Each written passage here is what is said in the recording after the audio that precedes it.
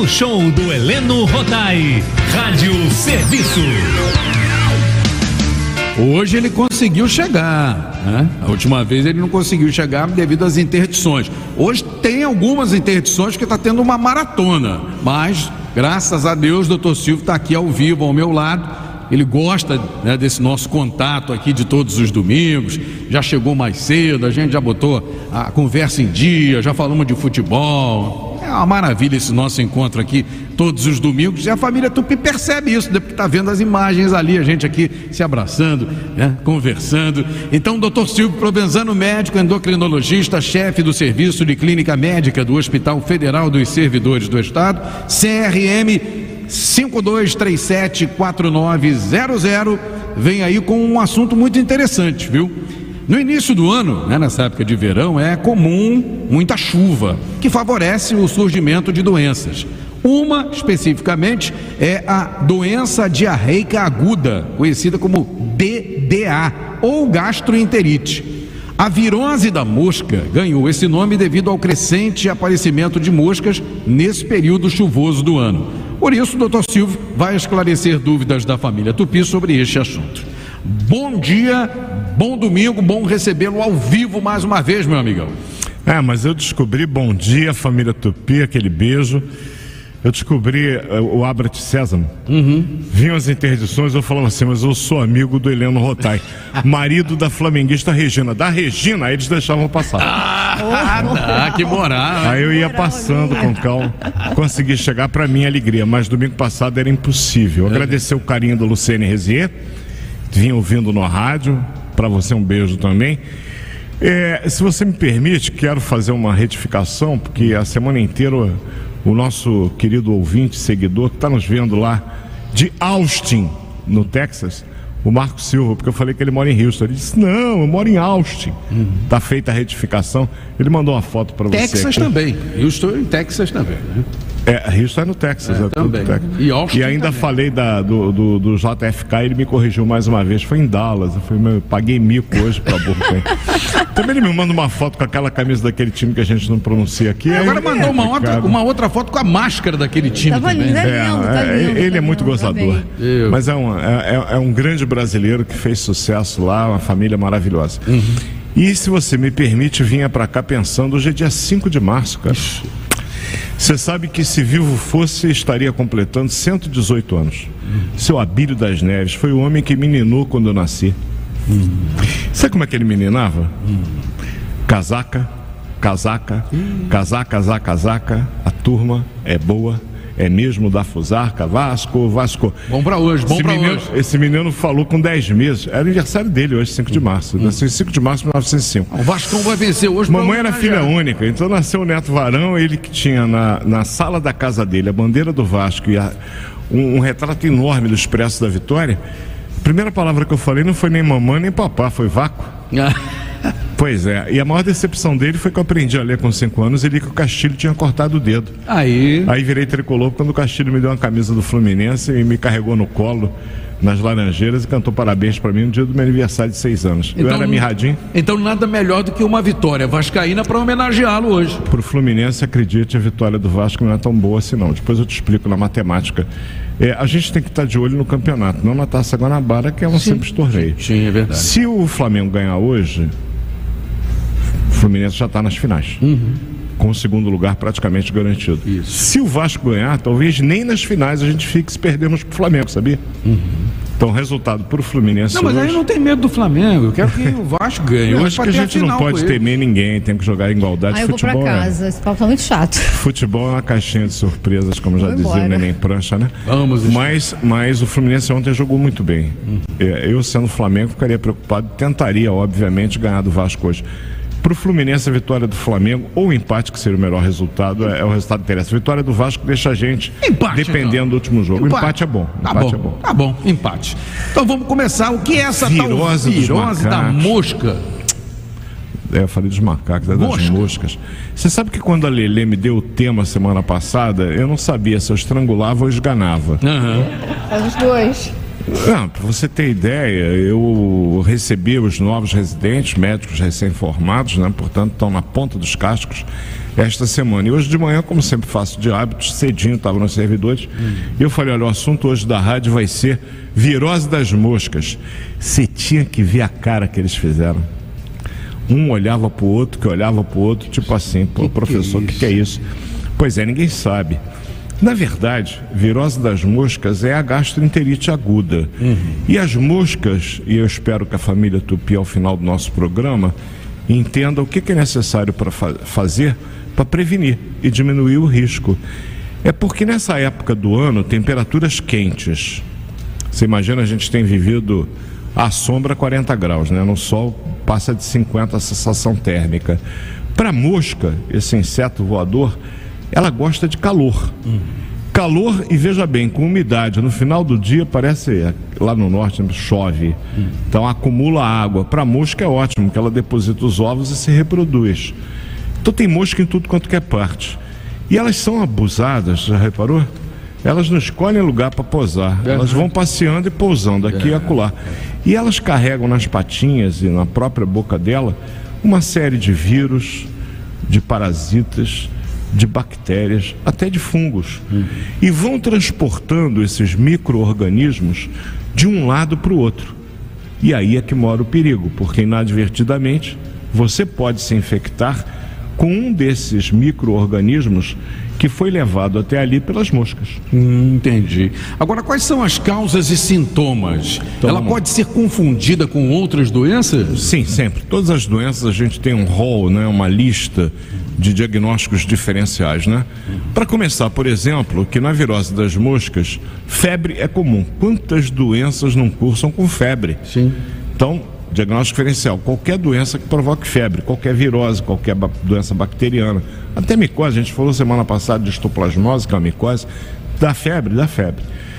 Geralmente uma febre que vem com calafrios, no caso da virose das moscas. Sensação de mal-estar profundo, enjoo, vômito, e aí eu posso ter diarreia, e daí o nome síndrome diarreica aguda. E olha só, como eu já venho há algum tempo insistindo nos ouvidos todas as manhãs de domingo da família Tupi, a diarreia, ela é particularmente importante nos extremos da vida. Aqueles que, como eu, já estão com a carteira de identidade amarelada, que já cruzaram o Cabo da Boa Esperança. Por quê? Porque os idosos, eles desidratam com mais facilidade. Então, veja bem, eu estou com um quadro agudo, com febre, perdi o apetite, naturalmente. Não como nem bebo nada. E aí eu começo a vomitar e ter diarreia. Eu fico totalmente espoliado de líquido, eu desidrato. A desidratação no idoso é uma encrenca, bem como nas crianças, sobretudo aquelas com menos de 2 anos. Por isso que eu digo, esse quadro causado pela transmissão não direta das moscas, mas por parasitas e vírus levados por elas, pode eventualmente provocar um quadro grave, tanto em criança quanto em idoso. Se o seu vovô ou sua vovó muda o comportamento, meu amigo, vovô que é de falar, é de conversar, é de ficar mexendo, de repente ele fica paradão, meio apático, silencioso, não te dá bom dia nem boa tarde, minha neta, como é que você está? Preste atenção, o vovô ou a vovó pode estar desidratado. Outro sintoma da desidratação é dor de cabeça. A cabeça dói, água. Ao invés de ficar dando analgésico, a gente tenta soluções rápidas para tudo, né? O que não é nem sempre é o melhor. Líquido à vontade, principalmente se esses sintomas que eu acabei de mencionar estiverem presentes. Você vai me perguntar como tratar e como prevenir, eu vou aguardar. Pode prosseguir então. Vamos falar de prevenção e depois do tratamento. Então vamos lá, família Tupi. Eu acabei de falar com vocês que nessa época do ano é muito comum a proliferação de moscas, mosquitos também. Sobre eles a gente guarda para a semana que vem, né, Helena? Já combinamos. Isso aí. Mas com relação às moscas, que é o assunto de hoje, essa é uma época do ano extremamente propícia para que as moscas se repliquem. É um mundaréu de mosca em tudo quanto que é lugar, no restaurante, no bar, dentro de casa. E elas ficam passeando, e elas passeiam em todos os ambientes. Com elas carregam tudo quanto que é imundície que vocês puderem imaginar. Parasitas, vírus, bactérias, fungos. Então, onde a mosca pousa, algum parasita, algum fungo, algum vírus pode ficar ali largado. Naquela fruta que você chega em casa e creu na maçã. Lave, portanto, muito bem as frutas e legumes que você for comer. Caso possível, principalmente no caso dos legumes, ferva-os bem, que a fervura elimina esses micro-organismos. No caso dos vegetais, que habitualmente a gente não cozinha, a Regina sabe disso melhor do que eu, lavar folha por folha. Dá trabalho? A Regina sabe que dá.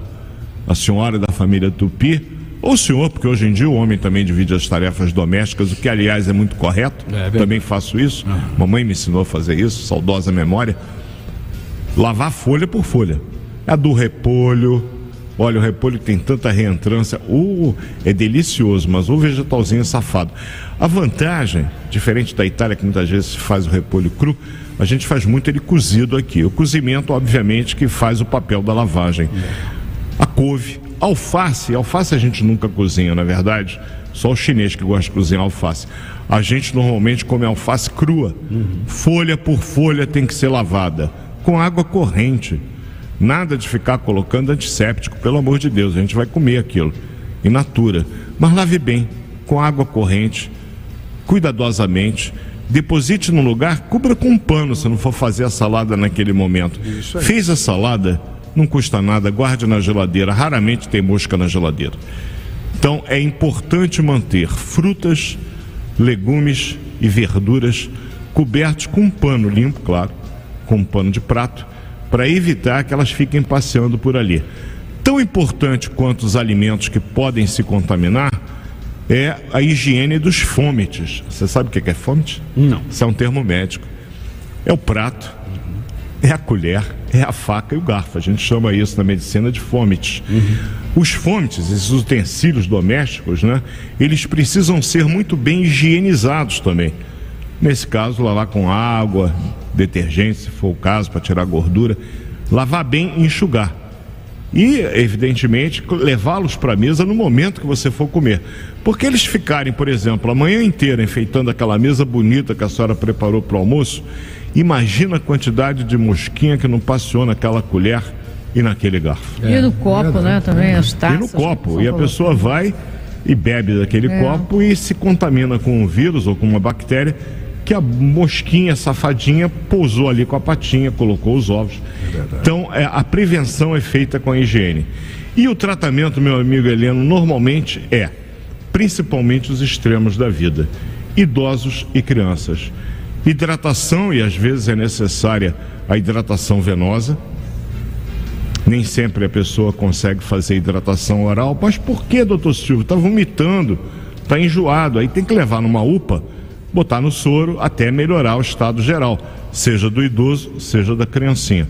Ocasionalmente, alguns remédios específicos, se for uma parasitose, ditoxanida, uma substância muito usada, própria ivermectina, depende do caso. Caso a caso, cabe ao médico, principalmente a ele, a responsabilidade para ver se tem algum sintoma, algum sinal no exame físico que sugira uma parasitose, como uma ameba, como a giardia, e aí o tratamento vai ser feito especificamente para esses agentes, além dos exames diagnósticos, em especial exames de fezes, que muitas vezes auxiliam no diagnóstico. Deixa eu mudar rapidinho de tema aqui, que a gente ainda tem um espaço aqui no Rádio Serviço Saúde. 2 minutos e 17 segundos. Isso aí. Nem tão rigoroso assim, né, meu mestre? Começou a vacinação, né, com a vacina bivalente. Os idosos já começaram a ser vacinados. E eu tenho ouvido muitos comentários aí de pessoas, até de idade, né, que estão nessa faixa já de vacinação, dizendo: mas eu já tenho as 4 doses, as 2 e as 2 de reforço. Vou tomar vacina de novo. Qual a importância dessa vacina bivalente? Então, veja bem, a bivalente é uma vacina um pouco diferente daquelas outras 4 que a gente tomou, você e eu tomamos, porque ela agora está direcionada para essa variante Ômicron, que é aquela que a gente está vendo por aí, e que as vacinas anteriores dão muito pouca cobertura. Eu acho que no terreno das ideias a gente pode discutir até o dia do advento. Você tem uma ideia a favor do Fluminense, Regina tem outra a favor do Flamengo, os dois vão ficar discutindo, todos os dois têm razão, todos os dois estão errados. São ideias. Contra os fatos, o Fluminense jogou muito bem ontem, é um fato. Não tem muita discussão. Não há discussão. Qual é o fato? Com as vacinas, os casos graves de Covid-19 diminuíram bastante. A taxa de mortalidade eram milhares de mortos diariamente aqui no Brasil. Verdade. Hoje, o número caiu a números, digamos, suportáveis. Continua morrendo? Continua morrendo. Antes do aparecimento da Covid-19, morria de influenza no mundo inteiro por ano 1 milhão de pessoas. E de dengue, por exemplo. Pouca gente sabia. De dengue morre muito mais gente hoje do que propriamente da Covid. Pois é. O que foi a mudança nessa história? O vírus mudou o comportamento dele? Não. O vírus da Covid, o tempo todo ele está sofrendo mutações. O que mudou foi o estado imunológico dos indivíduos. Por quê? Porque no início da doença, nenhum ser humano sobre a face da Terra tinha qualquer tipo de anticorpo que o protegesse desse vírus SARS-CoV-2. Com a vacinação, os anticorpos começaram a circular na população e nós finalmente aqui no Brasil adquirimos o chamado rebanho de imunizados. Isso aí. Com isso, a gente tem uma segurança. Só que para essa variante Ômicron, não temos ainda uma garantia suficiente, razão pela qual eu recomendo, principalmente idosos, aqueles com comorbidades como diabetes, hipertensão, transplantados, pessoas com deficiência imunológica, obesos, façam a 5ª dose com essa vacina ambivalente. Ou seja, é a vacina antiga que a gente já conhece, modificada, com mais esse acréscimo da veja Ômicron, bem, né? Heleno, o vírus vai sofrendo mutações, ou seja, ao longo do tempo ele vai sofrendo mudanças. É inteligente pela parte do ser humano que ele também vai ao longo do tempo aprimorando as vacinas. Certo. Vacinas essas que foram conquistadas em tempo recorde. Fizemos realmente uma diferença muito grande, salvamos milhões de vidas com elas. Elas têm efeitos colaterais, como qualquer medicamento pode ter efeito colateral. A gente tem que ficar atento. Eu tive alguns pacientes que se vacinaram com a 5ª dose e tiveram um febrão, 38,5. Teve gente que não sentiu nada, só uma dorzinha no braço. Eu tenho um casal muito querido de flamenguistas, gente muito boa, moram perto de mim, pacientes meus, o seu Ronaldo vai me permitir comentar em confidência. Ele é um grande flamenguista e eu trato dele, da família dele, para mais de 30 anos. Ele tomou a Ambi e fez uma febre de 38,5. Nada que a dipirona não resolvesse, hoje, graças a Deus, ele já está melhor. Isso aí. Então, é importante a pessoa se vacinar. Ah, mas eu me vacinei e peguei a doença. Amigo, a vacina não impede você de pegar o vírus. Isso aí. Quem faz esse discurso é aquele grupo de débeis mentais anti-vacina. A vacina não é para impedir você de pegar, é para o caso de você se infectar, você não vir a desenvolver aquela forma grave que pode te matar. Isso aí. Você vai ter defesa que vai te ajudar. Ah, mas não impede pegar o vírus? Não, quem impede pegar o vírus são as medidas sanitárias. Lavar as mãos frequentemente. Eu acabei de esquecendo de falar na virose das moscas, como é importante lavarmos as mãos antes de comer e após comermos. Não é só a higienização do dente, que a minha querida dentista há pouco falou. É importante fazer a higienização dos dentes, claro, depois que você come é sempre bom higienizá-los. E as mãos também. Mas as mãos também, lavar as mãos. Eu me lembro que no início da Covid eu esperava que, como herança dessa doença no Brasil, falei, o povo brasileiro é um dos povos que mais banho toma. Até porque o clima nos obriga a tomar banho, morrendo de calor, tomar um banho. Mas era um dos povos que menos as mãos lavava. É curioso isso. Você vai no restaurante, é engraçado. Você vai na Europa, as pessoas vão no restaurante, vão direto no banheiro e voltam para a mesa. Aqui no Brasil não. Você chega, senta na mesa, pede aquela douradinha, já vai bebendo, sem lavar a mão, sem nada. Que a gente aprenda a lavar as mãos. Isso protege da virose das moscas e protege também da Covid-19. E domingo que vem, falar daquele mosquito que a gente não fala há algum tempo, mas que não deixou de existir. Velho conhecido. Aedes aegypti, transmissor da dengue. Isso. Tem uma vacina que está sendo já testada, numa fase avançada, ainda não está liberada. Em uma semana tudo pode mudar, a gente aguarda para ver. Até domingo que vem, uma semana abençoada. Que a gente saiba que as brincadeiras do futebol são apenas brincadeiras. Isso aí. É uma disputa que tem que ser absolutamente saudável. Beijo para você, Regina. Beijo, para você, Heleno, para a família obrigado. Tupi. Até semana que vem, se Deus quiser. Boa semana e até domingo. Super Rádio.